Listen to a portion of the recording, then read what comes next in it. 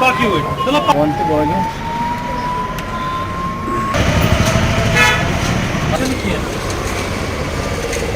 मोटा जो 1 इंच नहीं देंगे जमीन, उद्धव के बोलने की हिम्मत नहीं वाले बयान के बाद सीएम शिंदे की हुकार। महाराष्ट्र और कर्नाटक के बीच सीमा विवाद गहराता जा रहा है।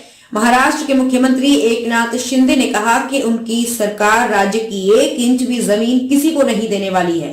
शिंदे ने गुरुवार को कहा, बॉर्डर एरिया में रहने वाले मराठी लोगों को हम न्याय देने का काम कर रहे हैं। महाराष्ट्र की 1 इंच जमीन भी किसी और को नहीं लेने देंगे। 40 गांव की समस्या का हल निकालना हमारी सरकार की जिम्मेदारी है।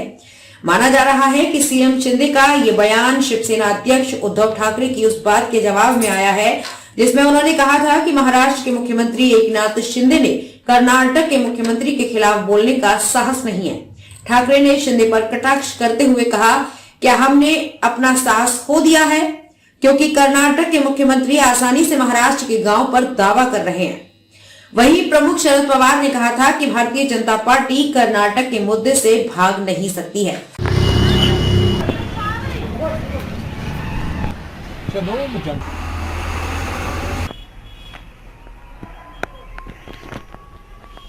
दरअसल कर्नाटक के मुख्यमंत्री बसवराज बोम्मई के इस दावे के बाद ये विवाद पैदा हो गया है कि महाराष्ट्र के कई सीमावर्ती गांव कभी उनके राज्य का हिस्सा बनना चाहते थे।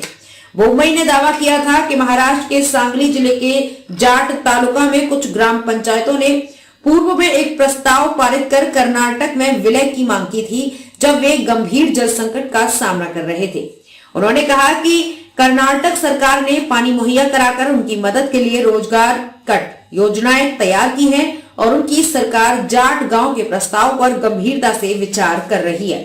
इस पर महाराष्ट्र के उप मुख्यमंत्री देवेंद्र फडणवीस ने कहा, महाराष्ट्र का कोई गांव कर्नाटक में नहीं जाएगा। कर्नाटक में बेलगांव, कारवार, निपानी सहित मराठी भाषी गांव को वापस पाने के लिए राज्य सरकार सुप्रीम कोर्ट में मजबूती से अपना पक्ष रखेगी।